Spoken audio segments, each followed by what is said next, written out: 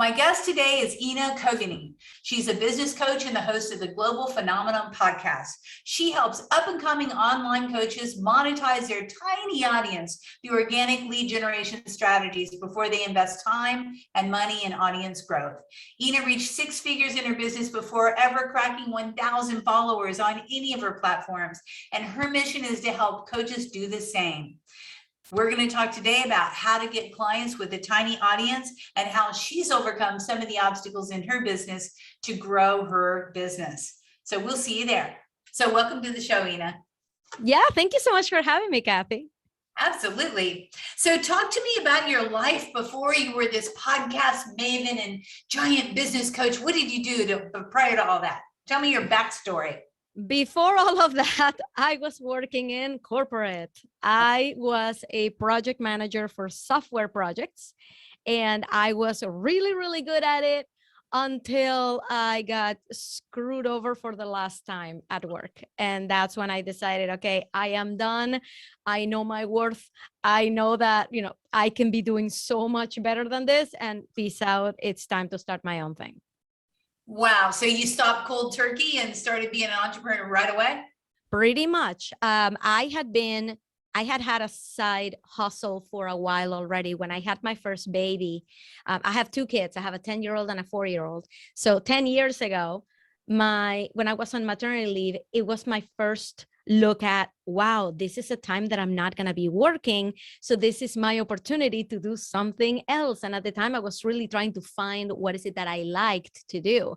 So I went down to my local diner and I asked them, can I make your website for free? And they said yes. So I spent all that time just building the site. I published it on Facebook. I was very proud of it. It was a beautiful site. And I started to get referrals for work. So it was a few years of that, of just having a few clients, just making a few $100s a month, which was great for me because I felt, I have a full-time job. It pays me great. I don't need the money. I'm just doing it to just keep my skills sharp, just whatever. I wasn't really into the whole entrepreneurship thing yet. I was just testing the waters to see what else was out there. So when this thing happened at work, and it was a whole dramatic story involving lawyers and things. I just decided, you know what, this was in my second maternity leave round. I'm like, it's not worth it to me to come back to work here, commute 2 hours a day, be away from my newborn baby just to be here with you guys who clearly don't appreciate what you have. So once that happened, I talked to my husband. I told him I'd really like to give my business a fair chance, like a fair go, not do freelancing anymore, but just do something else. And at that point, I started to become more aware of digital course creation. And I have a technical background. I'm like, I can do this, right? Yeah. I am great on video. I can do this. Let me just do this and see what happens. And I was starry-eyed. I really thought that this was going to be me going viral overnight. And I was going to be making so much money that I was going to live like I was in a paid vacation all the time. Like that was the mentality going into it. Turns out business doesn't quite work that way. Right. But my husband was very supportive. He said, okay, we looked at our finances. It looks like you could be off work for a year before you would have to go back. So sure, let's give this a try. And that's kind of how everything started. And from there, it's just been a process of evolution since day one. It's never looked the same as it did the year before. Well, I think you're cracking me up because you're like, okay, so I have my first baby. I went on maternity leave, and in all that time, I had all that extra time. I'll just start a business. Yeah. Really? So I know that it's probably not a common thing, but I know that this is a feeling that some moms have, especially if they've been in the workforce for a long time. When you're on maternity leave, yes, you're dealing with a baby, and every mom is different and every kid is different, right? Yeah. For me, it got to the point, the first month I was dealing with just staying awake. The second month, I was starting to see more people. People were coming to visit me. I was getting out there. So, okay, getting more comfortable with it. But the third month of maternity leave, that's when I was like, okay, I got it down. I got the groove. Now I want to do something with my life. And this is the first time in years that I've had this much time without full-time work. So it was an opportunity. And I've met so many other entrepreneurs who took that time in maternity leave to start their businesses because they felt the same way. Like I said, it's not everybody's opinion, but some moms like me, we just found that as a great opportunity to just focus on something else, which was great. Yeah, well, anytime you have a pattern interrupt, I mean, I started my company 17 years ago because I had a pattern interrupt of having time off for the first time ever in my life. So it gave me the space and clarity to launch a business. So I'm with you on that. I just thought that's really cool to, be a first time mom and launch and all that good stuff. So, so you quit your job. You had already been, sidelining and everything. Talk to me about your first big client. Like how did that look? What happened there? First of all, you need to know that the first 8 months of my business, I was so focused on creating an online course because I thought that was the way that I was just going to live this vacation forever life, right? So I created an online course and I sold all of 4 copies of it, and I never talked about it again. Like that was just not the way to go. So it was through talking to other people that they started to let me know, listen, you need to start helping real people. You need to stop thinking of this entrepreneur thing as, hey, I'm gonna make something and faceless people are going to buy it and a million faceless people are going to buy it, and then you're going to leverage off of people you don't even know. Like that's a fallacy. That's not a thing. You gotta go out there and help people.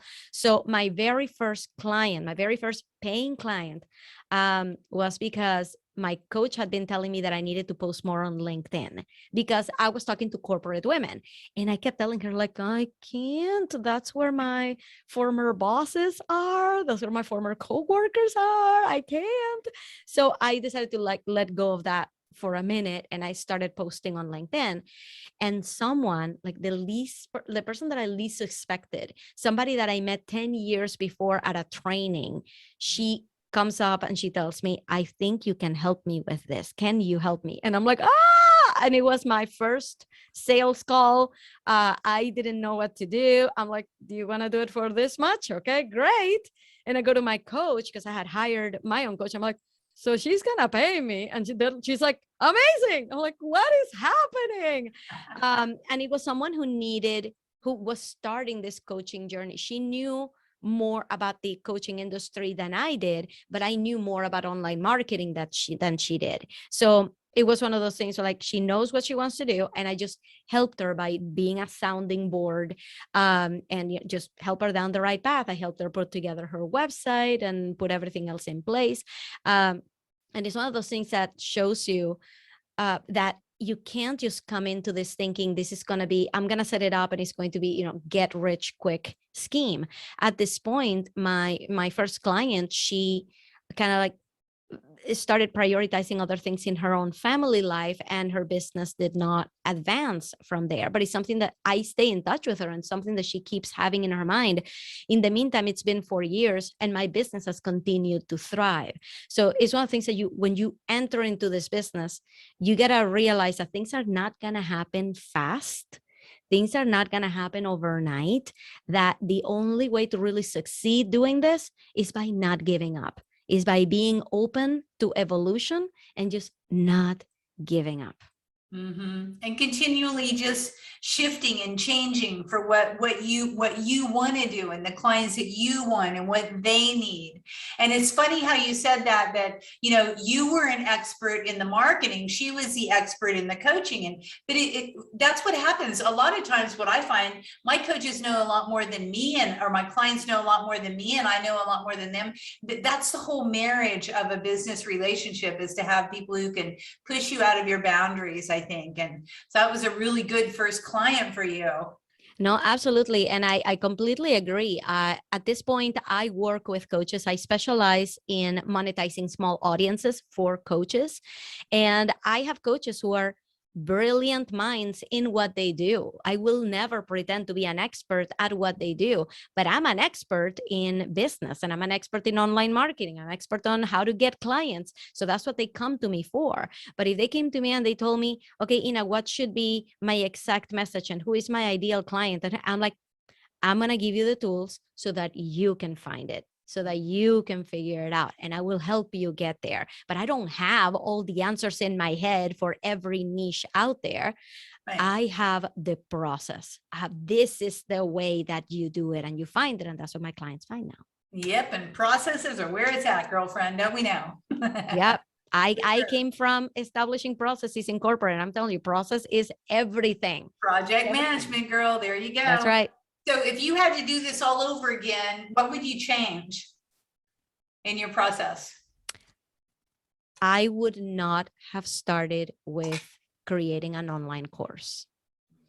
I had a coach during those first 6 months that I was developing the course, and she was telling me, Ina, I want you to start making money. I want you to start helping people. Can we get out there? Can we? And I'm like, no, I'm smarter than you. I'm smarter than everybody. I'm just going to create an online course. That's really where the riches are. I'm just going to do that. I'm just going to do that. I was very, very stubborn in thinking that I had all the answers, that I knew what to do. And guess what? I fell flat on my face. In that course that I wanted to sell, I had a launch, which my coach was helping me with, because she was an expert at launches. So she helped me carve out the launch. And I'm like, I think I'm going to go and pay for Facebook ads. And she's like, oh, you don't need to do that right now. That is so not. And she was telling me, like, I would be saving your money. I'm like, no. Again, I'm smarter than you. I'm smarter than everybody. So I hired a Facebook ads agency. By the way, it's not that Facebook ads don't work.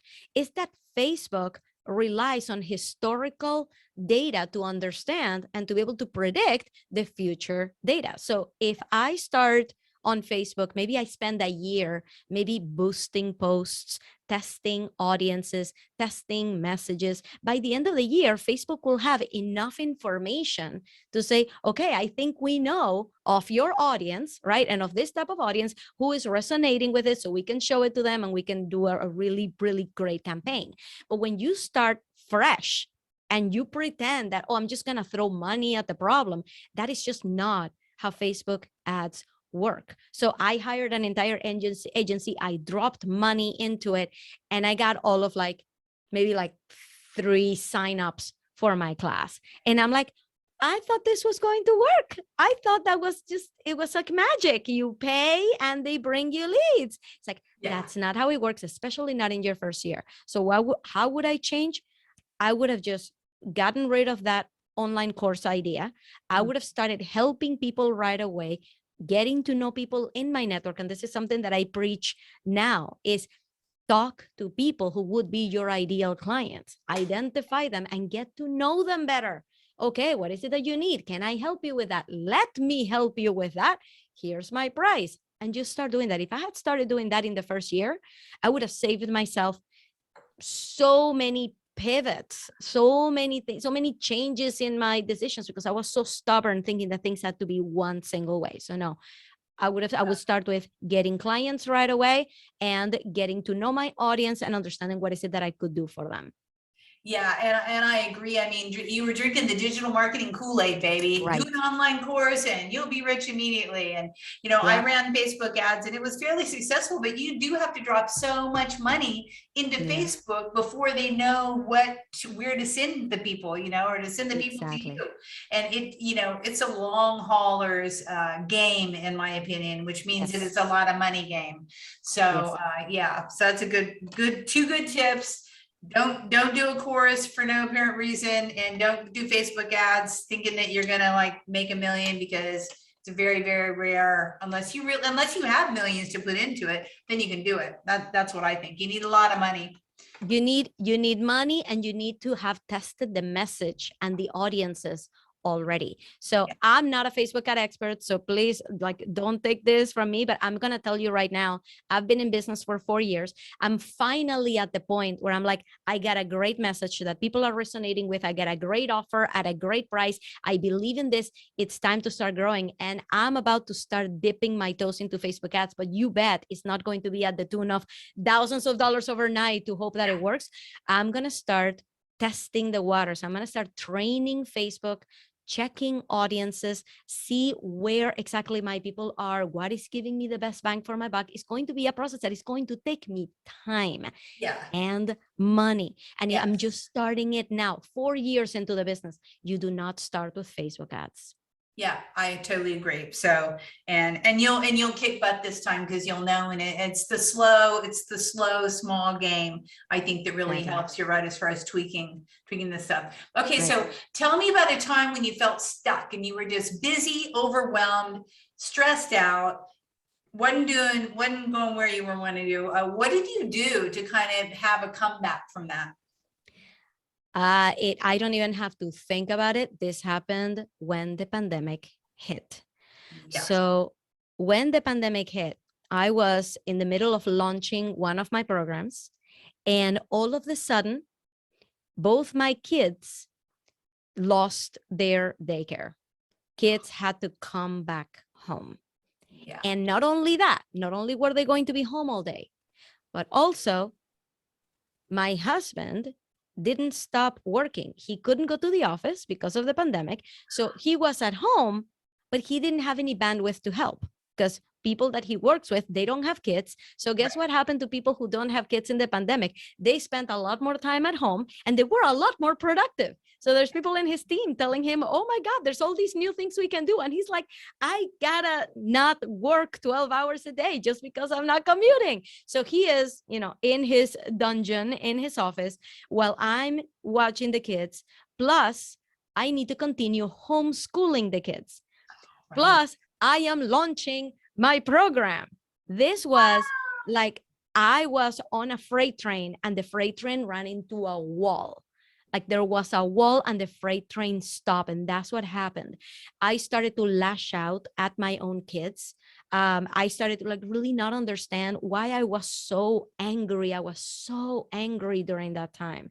And I'm going to tell you something that really, really worked. And it might not be for everybody, but it really, really helped us out. Was I got me and my son together. My son was 9 years old or 8 years old at the time. I got us both together in therapy. We would both over Zoom talk to someone who would talk to both of us at the same time, where we could hash out our feelings and talk about them and express what we didn't like about the way mommy said this or the way that Gregory did that. And that really brought peace back. It took some time, but it brought peace back. So with these really, really unexpected things that happen, because we all have unexpected things happen in life. This was, right? This is like going way out there with a pandemic that nobody predicted, right? But when things like that happen, I think it's really important to figure out where your priorities are, right? So one thing that really helped me is just get us help, right? Not just assume that everything is fine, not sweep things under the rug, is to actually get help to solve it. And the second thing was to realize, you know what, my priorities here are to make sure that my kids are going to be well-adjusted grown-ups, right? And that they're going to be good people. And if at any point I feel like my business is getting in the way of me mothering them in the way that I want to, then my business is going to have to take a back seat, right? It's understanding, it's just having a constant balance, because guess what? Even though my business doesn't have feelings, right? My business is not there crying because I'm not giving it attention. I am crying because I'm not giving it attention, because my business is my thing. My business is what I decided to use to give myself a place in the world and give myself purpose in the world. So when I'm not focused on it, my insights scream, right? At the same time, so I have real kids and then I have this baby business. So it's just all a balancing act. I would just advise to anybody out there, and I'm gonna say this in the most loving possible way, use your partners. Just because we're the mom doesn't mean that we're meant to do everything. Use your partners. My husband was in a really, really tough spot back then because he was working 12-hour days, stuck in a dungeon in his office, which was not ideal for him either. Like we were all under stress. Right. But when I started asking him for help, he started also asking for help. He started asking me for what he needed. And you know what really worked during that time? We realized that we both really needed some space. And we started using weekends for that. We said, okay, every weekend, One day is yours, one day is mine. One day you take care of the kids and I can do anything. And the other day, it's all yours. You can sleep all day if you want. Nobody's going to need anything from you. And that helped for several months. And it started to fill our buckets again, that we weren't overwhelmed anymore. Talk to your partner, communicate with your partner, and help each other out. I'm going to put that out there. Yeah, that's really good, Ina. And a couple things that you said, that you hired a therapist, and what that did, I think, is, masters hire masters. I talk about that in my book, that the most masterful people will hire other people. That's how we become masterful. And the fact that opened up communication, because your son probably didn't even realize half the stuff, and you probably didn't realize how he was feeling. And so that really brought it all up in the open. And I think that was really brilliant. And talking about what you need. This has been a recurring theme, actually, when people talk about COVID on this podcast, is actually talking about how you feel and what you need, because all of our needs changed dramatically during COVID. Everything changed. So without the discourse, you can only imagine what your husband was thinking. You could only imagine what your son was thinking. Your son probably had no idea about your business and how much it meant to you. So I think that was really smart. And that's good advice for anybody who's going through anything, is, again, having a masterful and objective observer to kind of just get it going, get it open and get it going conversation. Yeah. I think that open communication, I think, is the main goal here, is ask for what you need, and then don't pretend that you're the only person with needs here. Make sure that everybody else around you gets to voice them out too. I love the one day off each week for each person. And what I do when I work with families too, is I say, okay, it'll be mom and son night one night, and the next week it's dad and son night. And so there's always one-on-one, for individuals in the family. And I think that's important as well. That gets lost oftentimes. Well, good for you getting through COVID. So good for we got through it. Yeah. So what's the best piece of advice that anyone's ever given you that you think about?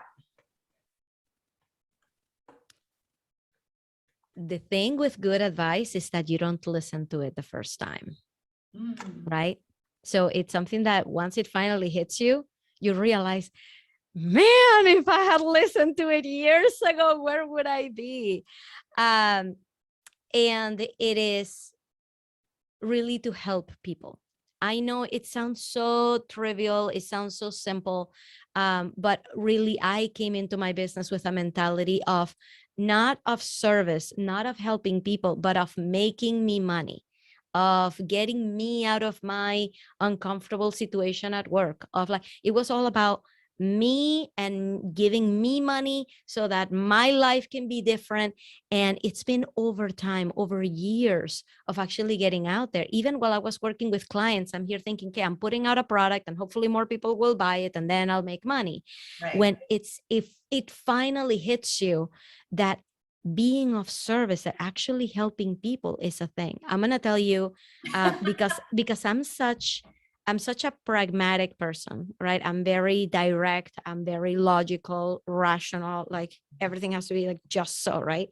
I grew up with friends who were very motherly, right? And we all know that person that when they talk to you, you feel like they're like wrapping you in love, right? Like, right? It's like them just like giving you advice just by the way they talk to you. Oh, honey, right? Like there are people that are just like motherly, and I would look up to them because I'm such a like square thinker that I'm like, I don't think anybody has ever said that I'm motherly in my life, because I'm so direct with everything.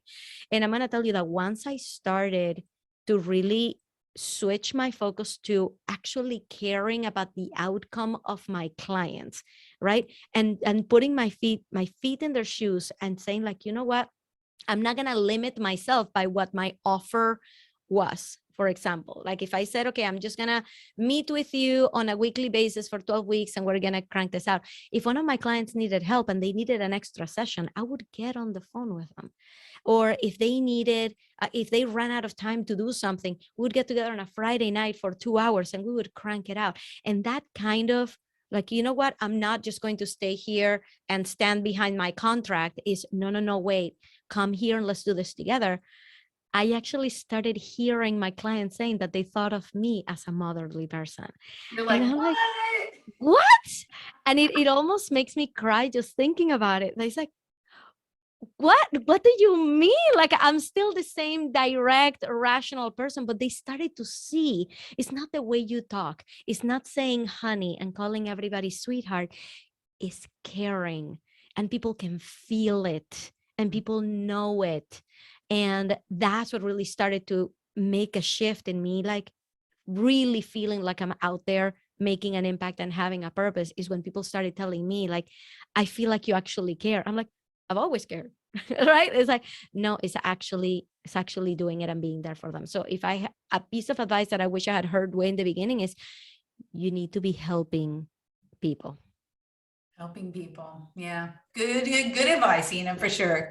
So tell me about, do you have a hack that you use to stay organized? I always like to talk about, interesting organizing methods or tactics. Would you have anything that you love that you use to keep yourself on task and organized? I'll tell you one thing. I came from a project management background, and it's one of those things that they say that a blacksmith uses um, wooden knives. I know that that's like directly translated from Right. Spanish. Like, there's an expression like that. Like, you don't, Yeah. like, if you are a tradesman, you don't necessarily act that way at home. Like, that's, so I came from 15 years of project management. So when it became time to really do my business, I'm like, I don't want to be strapped with these constraints anymore. I want to be more free flowing. So one thing that helps me keep my scatterbrain organized, because I don't want to project manage myself because I'll go crazy, is I realize that there's a very limited number of things that I can do per day, especially with kids, especially with the pandemic, especially with everything. It's just saying short lists. If Okay. the thing that you need to do next is not on that list, then it's not going to get done. Then it wasn't that important anyway. Because what is the point of me having a list of 20 things that I'm never going to get to? So every Right. single day, I write myself a list like, okay, what are things that I am going to aim for getting done today? Anything that is not on this short list of 3 or 5 things, then it's just not getting done. And most times I only get to 2 of them, but I know that I did the right thing. That was the most important thing for me to do today. So everything else gets handled by, tools like Trello and Asana, and things are there. Like, your to-do list is never going to go away. But if I'm going to be Right. productive, I got to focus on one thing today. Yeah. 1, 2, 3, you got it. 3 to 5 is the most that we can tackle. And it won't, I love that, because at the end of the day, you'll at least know what you did.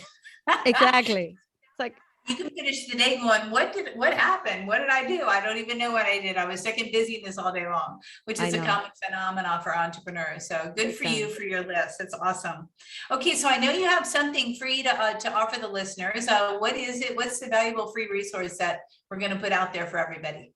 So this comes straight from me teaching my people how to monetize small audiences. Okay. Like getting to know your people, getting to know your network, and really figuring out where your clients are all around you without having to pay money in Facebook ads or grow your audience at all. And that is that you really have to level up your engagement. Now, we've been taught to believe that engagement is something that you wait for, right? I'm going to post and then I just cross my arms and wait for engagement to roll in the form of comments or likes or shares. And then it's like, when somebody asks you, how's your engagement? That's what you're looking at, the comments and likes and the shares. That's not how I view engagement. For me, engagement is something that I have control over. And that is, how many conversations am I starting per day? How many conversations do I have with new people every single week? That is engagement. So what I did was, I'm like, okay, what can I do to help people level up their engagement in a way that feels natural? Because if you ask anybody, what do you think you should be doing to get clients? They're all going to tell you, I should post more, or I should post more consistently. That's what everybody tells you. I'm like, okay, I'm going to meet you halfway.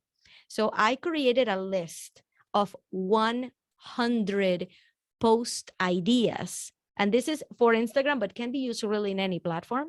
But 100 post ideas that put you in the driver's seat of engagement, that puts you in a proactive state to start conversations. And anybody can go and get that for free at 100postideas.com. And that's the number 100postideas.com, completely free guide, and start talking to people. Perfect. I love that. Everybody can use that for sure. So make sure you download that, you that are listening. Okay, so is there anything that we should have talked about, or anything I should have asked you that we haven't talked about yet? I just wanted to hammer this point home. And that is that if you think of why you started the business, right? And your why may be to leave a better legacy for your kids. It may be to live the life you want. I had to really take a hard look at what my why was. Like, why am I not out there just getting a job? Like, why am I doing this? It's not like I'm making, 8 figures and taking my family on vacations, right? Like, why am I still doing this? And I realized that it was because I didn't want to wake up and it be the time to retire from the company that hired me out of college.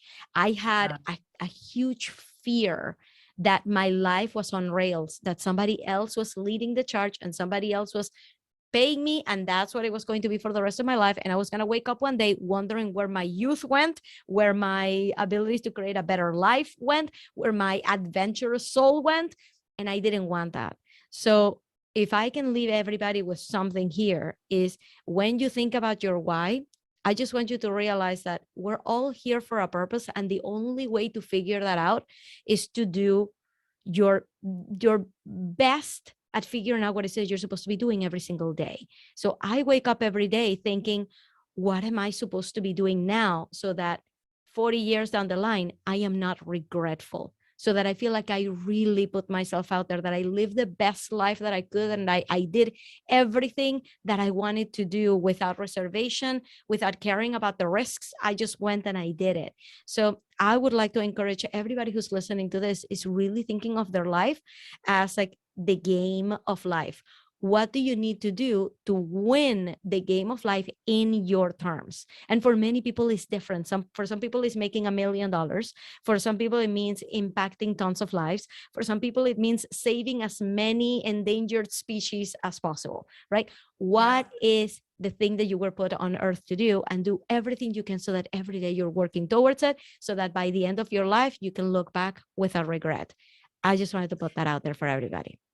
No, I think that's brilliant. And, having and knowing, finding the what, I think I agree with you, begins with the why. Why are you feeling this discomfort, or why are you feeling this excitement, or why are you feeling this way? And once you figure out your why, you can figure out the what can I do to amplify that?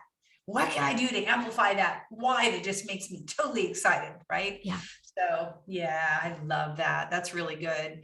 Okay, I don't think, gosh, I feel like actually we could talk for a very long time. There's lots of things to talk about this subject. Yeah. But everybody make sure that they download the resource that you've so kindly offered, Ina. I think that's great. And I know what I was going to say is let's talk about your podcast just a little bit. We might as well give some promotion to your podcast, right? Sure. So if you're listening to this on a podcast, you can actually just go straight to your app and look up The Global Phenomenon. So this is a podcast that is like my love child.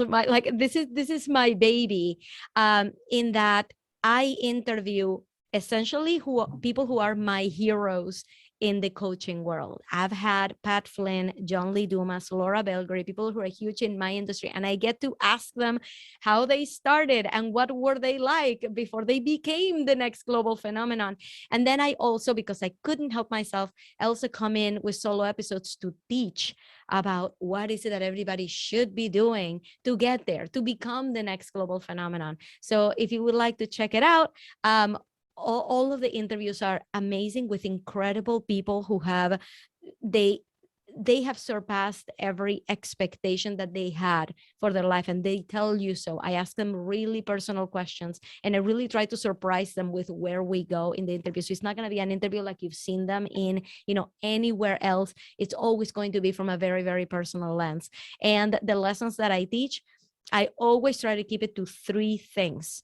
I'm always just going to really narrow it down. It's not me. It's not me rambling on. It's me telling you 3 things about this topic that you need to know or that you need to do. So to try to keep it really, really concise. So I invite everybody to go and check it out, the Global Phenomenon podcast. Yes, and while you're there, give it a good review and a good rating. And while you're on this one, give me a good review and rating as well, please. I would love to love. Right? So tip your hosts. That's right. Tip your hosts. Okay. Thank you so much. And we'll see you next week. And we'll see you hopefully very soon in person, Ina. Thank you very much, Kathy. This was fun. Yeah. Take care.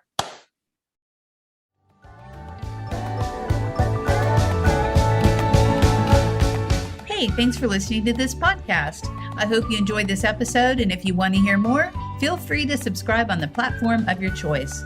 Also, if you feel so inclined, I would truly appreciate a good rating from you to me. Have a stellar day.